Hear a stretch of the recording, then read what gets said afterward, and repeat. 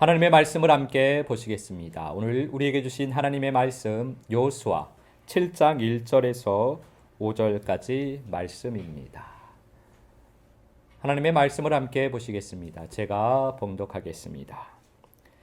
이스라엘 자손들이 온전히 바친 물건으로 말미암아 범죄하였으니 이는 유다 지파 세라의 증손 삽디의 손자 갈미의 아들 아간이 온전히 바친 물건을 가졌습니다.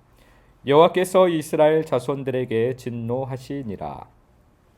여호수아가 여리고에서 사람을 베델 동쪽 베다웬 곁에 있는 아이로 보내며 그들에게 말하여 이르되 올라가서 그 땅을 정탐하라 하매 그 사람들이 올라가서 아이를 정탐하고 여호수아에게로 돌아와 그에게 이르되 백성을 다 올라가게 하지 말고 2,3,000명만 올라가서 아이를 치게 하소서. 그들은 소수이니 모든 백성을 그리로 보내어 수고롭게 하지 마소서 하므로 백성 중 3,000명쯤 그리로 올라갔다가 아이 사람 앞에서 도망하니 아이 사람이 그들을 36명쯤 쳐 죽이고 성문 앞에서부터 스바림까지 쫓아가 내려가는 피탈에서 쳤으므로 백성의 마음이 녹아 물같이 된지라. 아멘.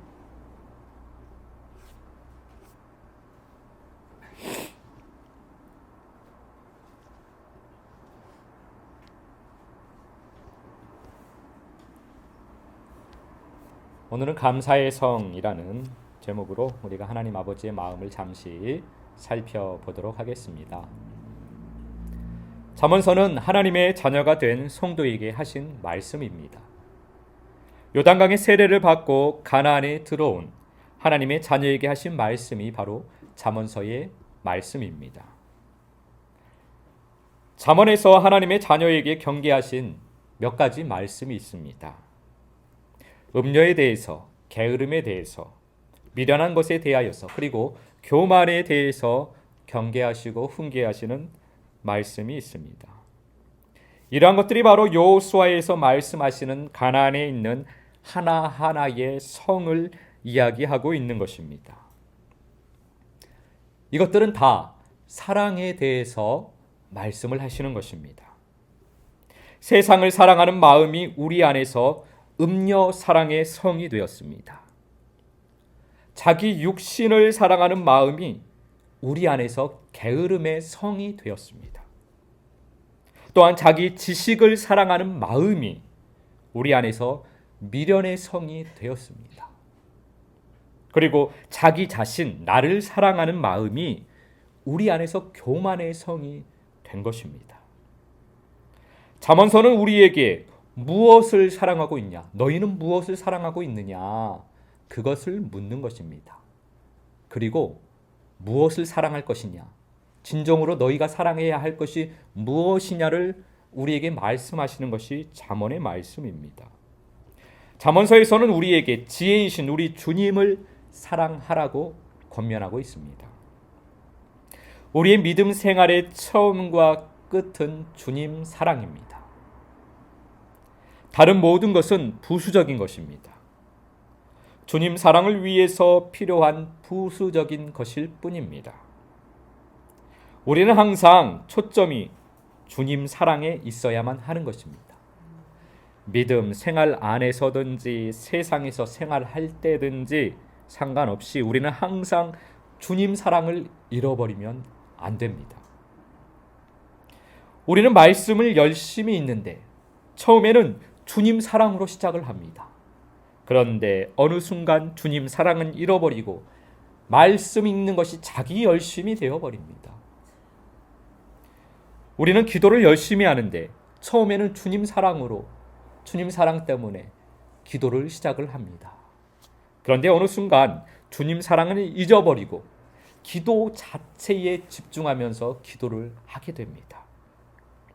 말씀을 보던, 기도를 하던, 찬양을 하던, 예배를 드리던 그러한 종교적인 행위가 중요한 것이 아닙니다.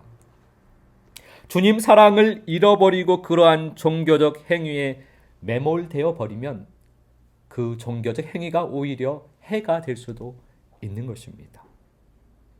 종교적 행위를 하든지 집안일을 하는지 세상에서 일을 하든지 세상 일을 하는지 그러한 겉으로 드러난 우리의 행위가 중요한 것이 아니라는 말씀입니다. 종교적 행위는 우리가 그렇게 주님에게 집중하여 주님을 사랑할 수 있는 그 주님 사랑을 더욱 고취시키는 데에 그 목적이 있는 것입니다. 그 종교적 행위의 목적이 있는 것이 아니라는 말씀입니다. 그런데 그것이 주객이 전도되어져서 오히려 그러한 종교적 행위에 집중이 되어서 종교적 행위를 해야만 내가 무엇인가 하는 것 같은 그 행위에 매몰되어 버리면 주님 사랑을 온전히 받을 수 없게 되는 것입니다. 주님 사랑으로 우리 마음 안에 있는 세상의 성이 무너지고 육신의 성이 무너지고 어둠의 성이 무너지게 되는 것입니다. 주님 사랑으로 되는 것입니다. 우리의 종교적 열심으로 되는 것이 아니라 주님 사랑으로 되는 것입니다. 이스라엘 백성들이 여리고 성을 무너뜨렸습니다. 우리가 지금까지 보았던 말씀으로 그들은 승리의 기쁨에 한껏 취해 있었습니다. 전열을 정비하면서 이스라엘 백성들이 다음 성을 무너뜨리기 위하여서 정탐을 보냅니다. 그 다음 성은 바로 아이성이었습니다. 아이성을 정탐하고 온 사람들이 여호수아에게 보고를 합니다.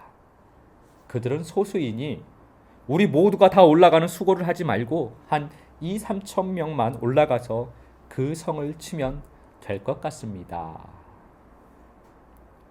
가나안을 처음 정탐을 할 때 가나안 민족들을 보고 그들은 거인이고 우리는 메뚜기와 같습니다 라고 할 때도 있었는데 이제는 그들이 소수이니 조금만 올라가도 될 것 같아 보이는 것입니다.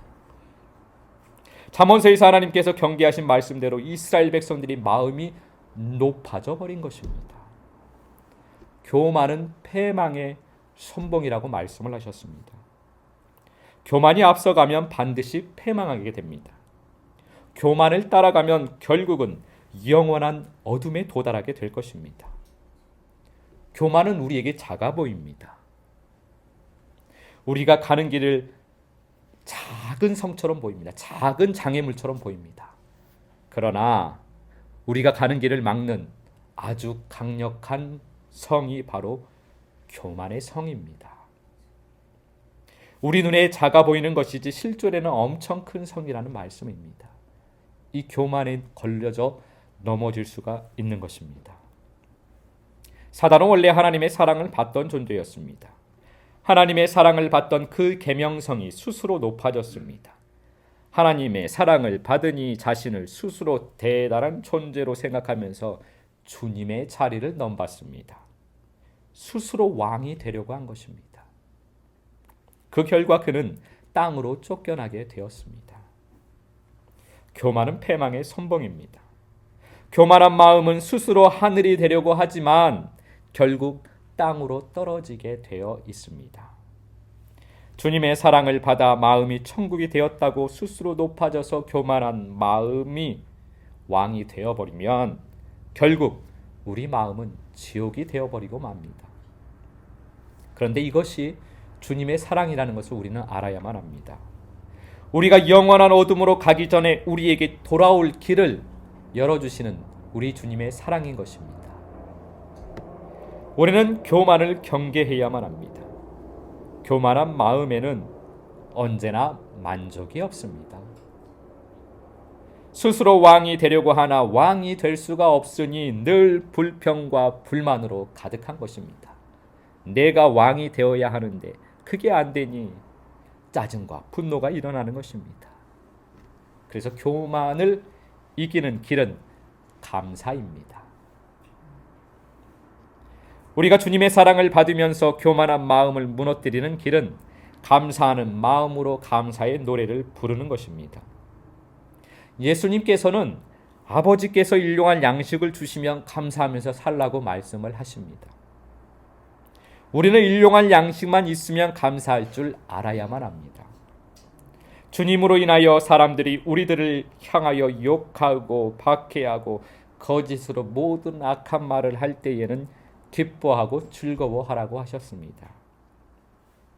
예수님의 말씀은 모두 다 종합하여 보면 우리가 어떠한 환경에 있더라도 기뻐하고 감사하라는 말씀인 것입니다.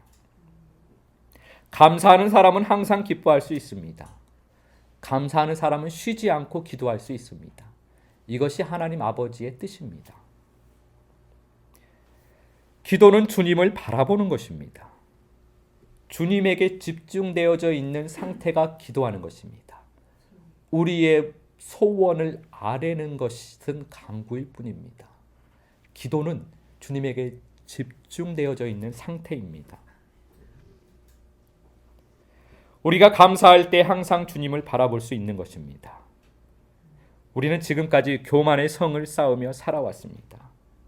우리는 패망의 길을 걸어왔습니다. 이제 우리는 이 교만의 성을 무너뜨려야만 합니다. 교만의 성이 무너지려면 감사의 성을 잘 쌓아야만 합니다. 감사의 성을 쌓을 수 있는 벽돌은 기쁨입니다. 기쁨의 벽돌을 하나씩 하나씩 쌓아 올려 감사의 성을 세울 수 있는 것입니다. 우리 안에 기쁨의 샘은 우리가 노래할 때, 노래를 부를 때 계속해서 솟아오르게 되어 있습니다. 그래서 사단은 자꾸만 우리의 샘을 막으려고 합니다. 기쁨이 솟아오르지 못하도록 하려고. 그래서 우리가 샘을 파놓으면 막고 또 우리가 파면 또 막고 계속 이럽니다. 그래도 우리는 또 우리의 샘을, 우리 마음의 샘을 파야만 하는 것입니다. 사단이 우리 마음 안에 던져놓은 돌을 하나씩 하나씩 제거하면서 우리 마음의 샘을 더 깊게 파야만 합니다.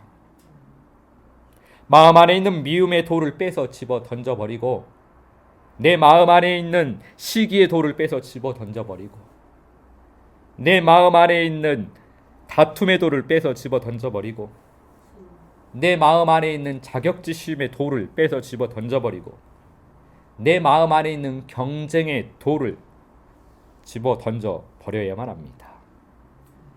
우리 마음 안에 있는 상처의 돌을 빼서 저 멀리 집어 던져버려야만 합니다.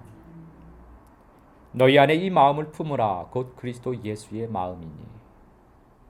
주님께서 우리 안에 예수의 마음을 품으라고 하셨습니다. 예수의 마음은 하나님이 이 땅 가운데로 내려오셔서 자기를 낮추사 죽기까지 복종하시는 겸손의 마음입니다. 사도 바울은 자신은 히브리인 중에 히브리인이요 바리새인 중에 바리새인이라고 외칠 정도로, 그는 누구보다도 흠이 없고 하나님을 잘 믿는다고 주장할 정도로 높은 마음을 가지고 있었습니다.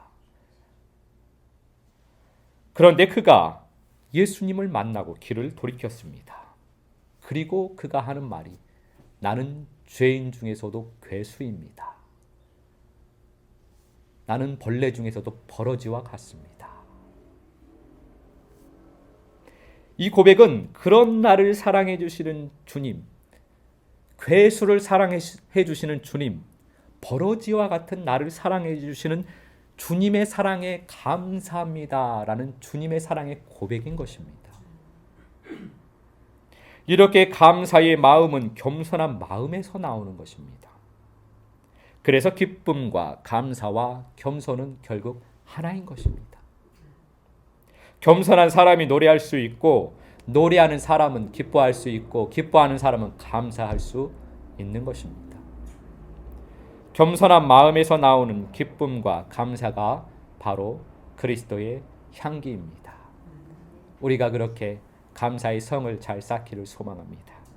이번 한 주간도 겸손한 마음으로 감사의 성을 쌓아가는 아름다운 한 주간의 삶이 되시기를 우리 주 예수 그리스도 이름으로 축복합니다.